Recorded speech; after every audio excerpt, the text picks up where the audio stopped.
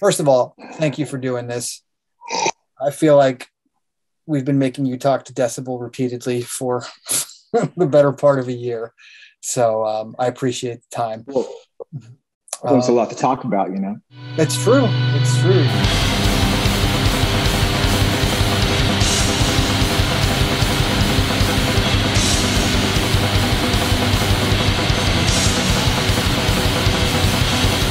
Hey, this is Aaron from Wolves in the Throne Room.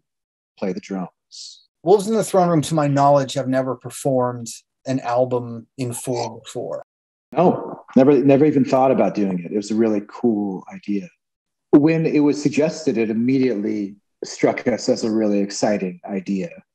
Mostly because we've never even considered doing it before. We've always put our sets together in a way that tells a story or goes on a journey in much the same way that we put an album together. But for some reason, we never considered just playing an album from front to back. And when the idea was suggested, it immediately struck us as a really exciting idea. Two Hunters is an obvious album to return to because it was such a pivotal album for Wolves in the Throne Room and for us as individuals. It's been a great pleasure to return to the headspace that we were in when we were writing and recording that record and bring that energy forward into the present. Not every album, for as good as some albums are, would work necessarily as a full album play live. What is it about Two Hunters that you think is going to allow it to succeed as a full album performance? The flow of that record is just really, really strong. And one thing that people have always remarked upon is that when you listen to Two Hunters, it feels as though 5 minutes has passed or 10 minutes has passed, or time has kind of stopped having the same kind of significance that it had when you weren't listening to the record. For whatever reason, it really does bend time and space. It opens up a space where maybe time isn't such of a relevant concept. And for that reason, it does work really well as a cohesive piece from beginning to end.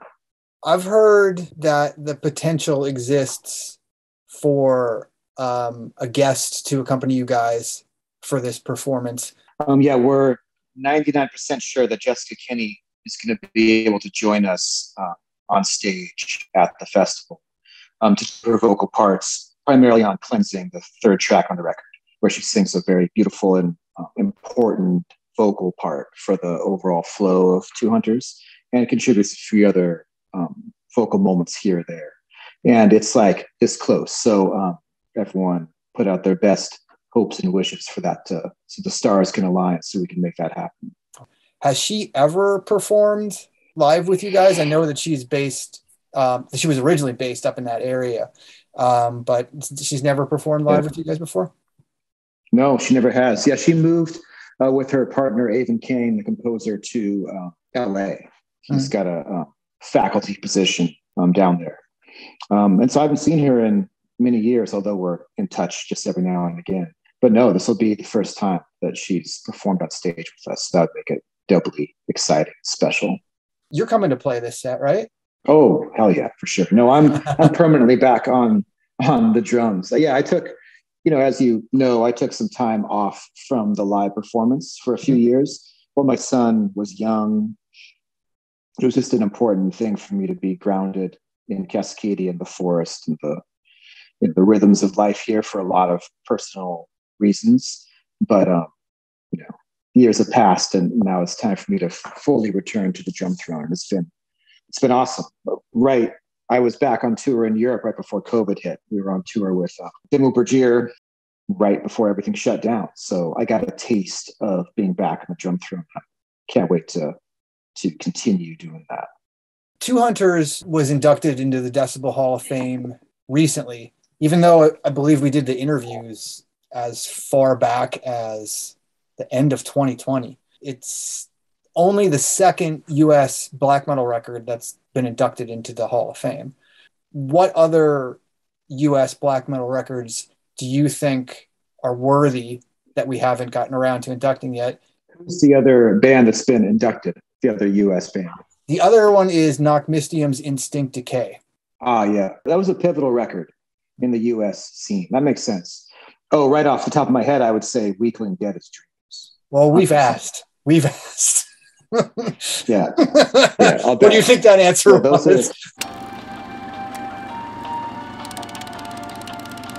If there is anything that I hate more than books about black metal, it is books about American black metal. Cheers. Yeah, not easy people to find or communicate with, even when you do find them. It's a nice way to put it. But if you can make it work, it would be awesome. Weakling will be a tough nut to crack. It will indeed, but would be interesting to a lot of people. Mm-hmm. Yeah, man, like, you know, for Wolves in the Throne Room, it's no secret that that record was hugely influential and was just a part of the West Coast scene and movement that we were a part of. Yeah, it'd be a cool thing to revisit.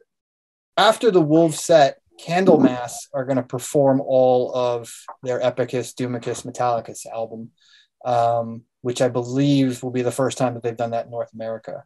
How are you going to kind of come down from the experience of playing Two Hunters and then shift into fan mode?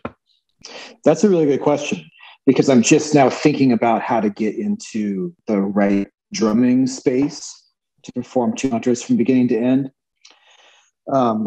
Because I think my drumming has changed a good amount over time.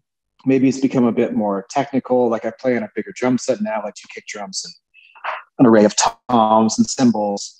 But in the Two Hunters days, I was playing on a 4-piece kit. I was really into the concept of having the drums be really primitive and minimalistic.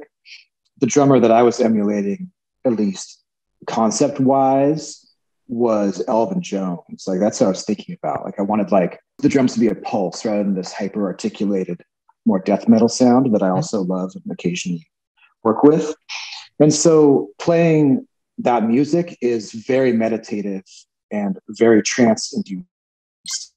So it's a big question, man. Meditation and the very like brutal exertion of the playing. Because I fully intend on playing the parts exactly note for note and intensity, with the same intensity that I played in the studio and live, which was brutal. Like I throw up after those shows and in those days, and just drenched in sweat, exhausted, blood vessels broken in my eyes, unable to see, just wrung out. So how will I then shift into fan mode? I don't know. Like that's not too big of a concern. My primary motivation is to make sure that the Two Hunters is presented in the best possible way. All 14 bands for the fest will have a beer collaboration of some kind with one of the breweries that are pouring there. You and Wolves in the Throne Room are the only artists who will have 2 collaborations, one of which is with Wake Brewing and another is with our friends from Brimminghorn Meadery. Can you tell me a little bit about each of those? Cody is the brewmaster. I don't think he's done it for a few years, but he makes beer and mead, and it's it's a part of his spirituality, his practice, especially mead making, which in Northern Europe is so tied with the spiritual traditions there. So he would have to speak to the exact details of what he's conjuring up with that. But I can say that I don't drink beer really. It tends to, I don't know, it just doesn't really work for me, but mead is something that I like. And I don't drink alcohol very often, but I only do when it's like something really special. And so, yeah, I'll definitely lift a horn on that night after the set. Maybe one before, maybe a few during. We'll see. Maybe a half horn and then a full pour of a horn afterwards. I used to get really, I don't know, like I mean, our band is not like an alcohol-oriented band. I know some bands are just like really feeling the alcohol spirit. We all like to drink a little bit on stage, usually red wine.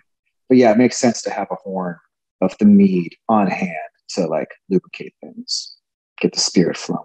That's awesome.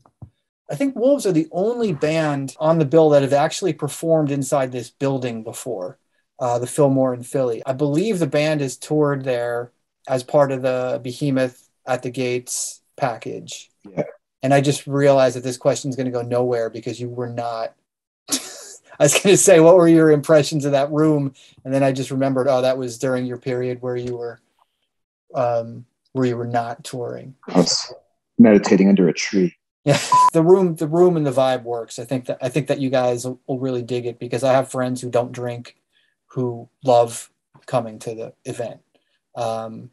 So hopefully you'll have a good time. I have a feeling you will. Yeah, we're excited about it. It's the first show we'll have played in a really long time. So we are looking forward to that camaraderie and brotherhood that comes at a show, but also at a festival where people have come from all over with the intention of gathering to celebrate, really, to get into it and like be around people that feel the same way and have the same sort of passions.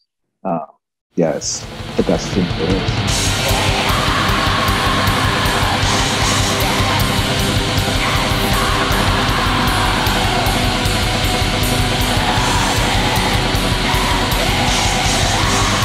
I think we can end on that. I think that's perfect. Because, man, yeah, cool, that's what this is.